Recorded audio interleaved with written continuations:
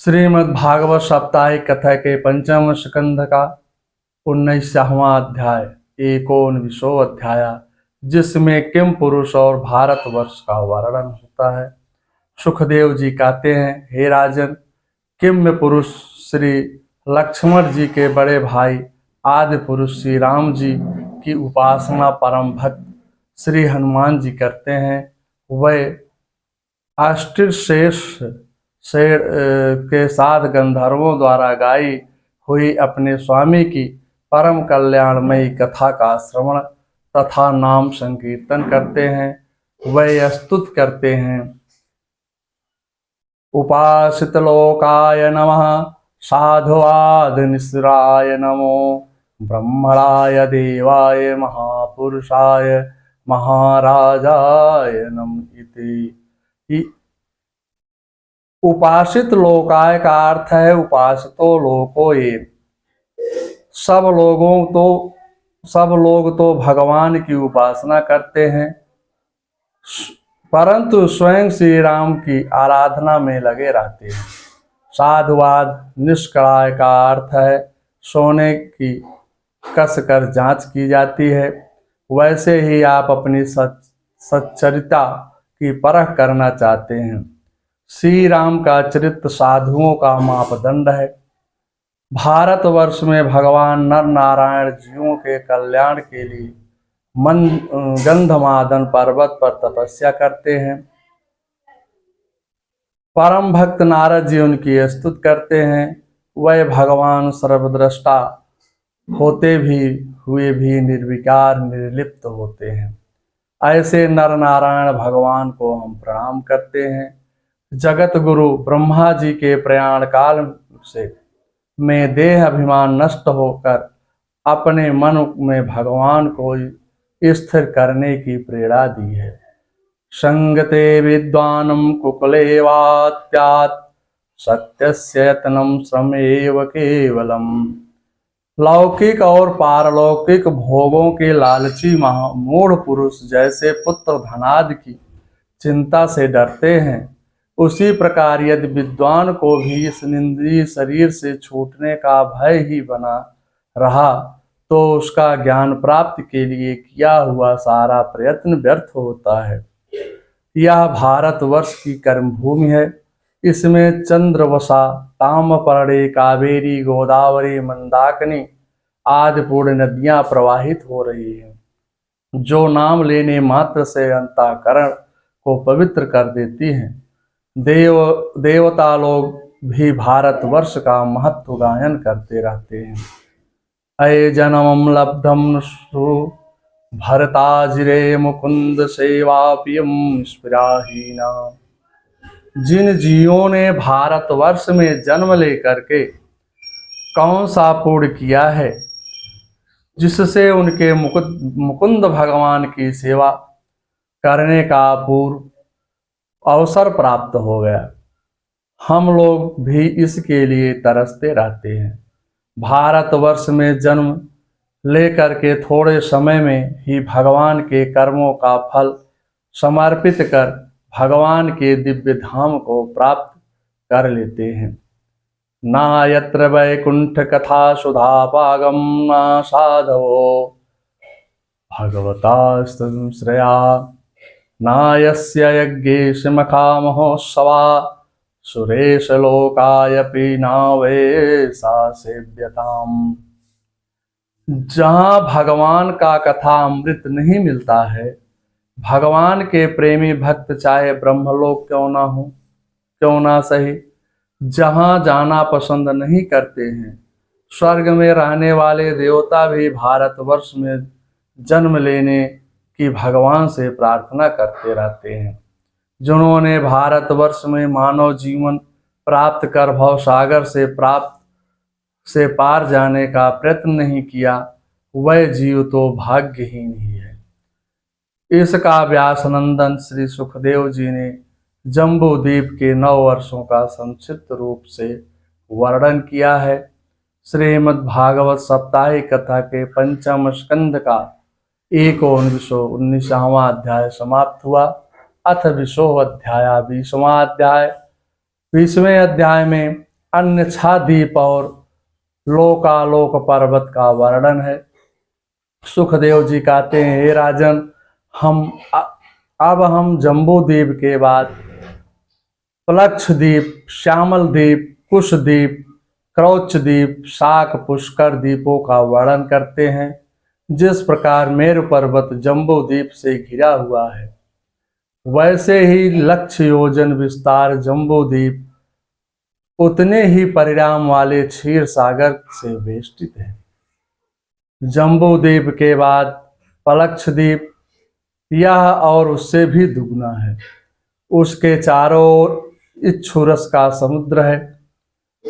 पलक्ष द्वीप में हिरण अग्नि रहता है और वहां के अधिपत्य प्रियवद के पुत्र इब्बजिह्वा हैं। उन्होंने इसको 7 खंडों में बांटकर अपने पुत्रों को दे दिया और इसका नाम प्लक्ष द्वीप है,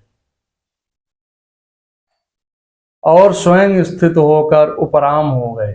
पलक्ष द्वीप में सुवर्णमय पलक्ष पाकड़ द्वीप में 7 पहाड़ और 7 नदियां हैं। इनमें 4 वर्णों के लोग निवास कर सूर्य की उपासना करते हैं। यहाँ के रहने वाले मनुष्य देवताओं के समान हैं और उनकी अवस्था 1000 वर्ष की है।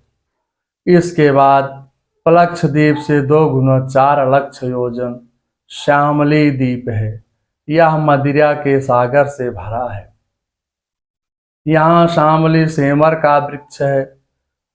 इस पर गरुड़ का निवास है। यही इस द्वीप के नामकरण का हेतु है। इस द्वीप के अधिपति प्रियव्रत के पुत्र यज्ञबाहु हैं। उन्होंने इस द्वीप के 7 खंडों को अपने 7 पुत्रों में विभक्त कर दिया। यहाँ 7 पहाड़, 7 नदियां और 4 वर्ण और जो चंद्रमा की उपासना करते रहते हैं। श्यामली द्वीप से दुगने परिमाण का 8 लक्ष योजन कुश द्वीप है। इसमें भगवान का रचा हुआ कुशों का झाड़ है। वह मदिरा के सागर से दुगने परिमाण वाला घृत समुद्र से वेष्टित है।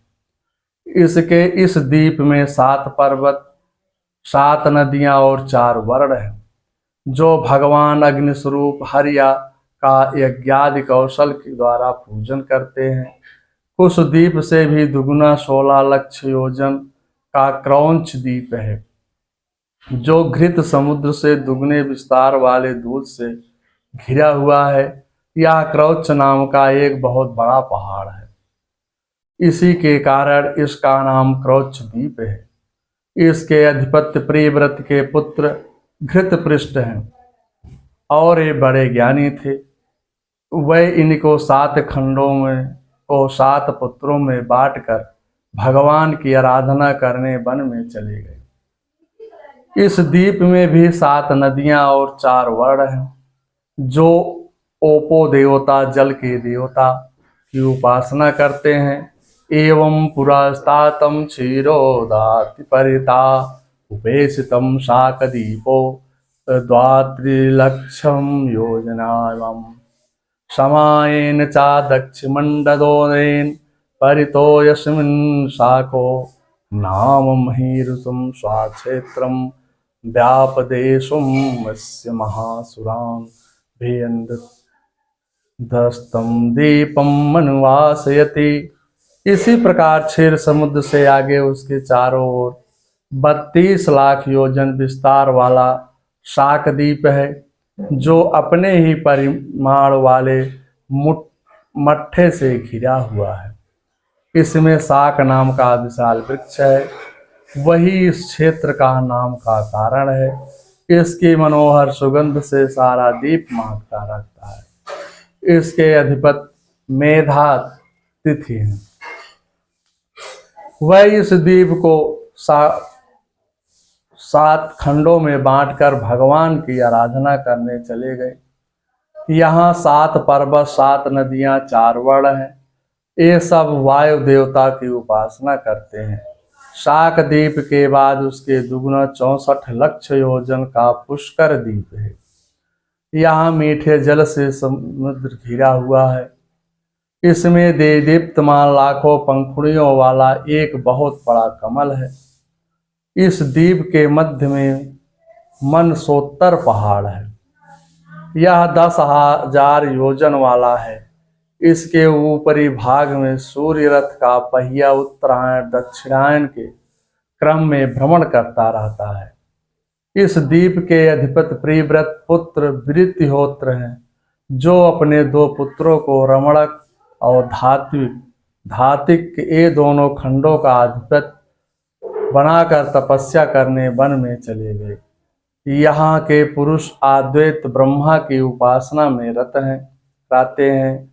शुद्धोदक समुद्र के आगे लोकालोक पर्वत है, जो सूर्य आदि के द्वारा प्रकाशित और अप्रकाशित प्रदेशों के बीच में उनका विभाग करने के लिए स्थित हैं। विद्वानों ने इनका परिमाण 12 करोड़ योजन बताया है।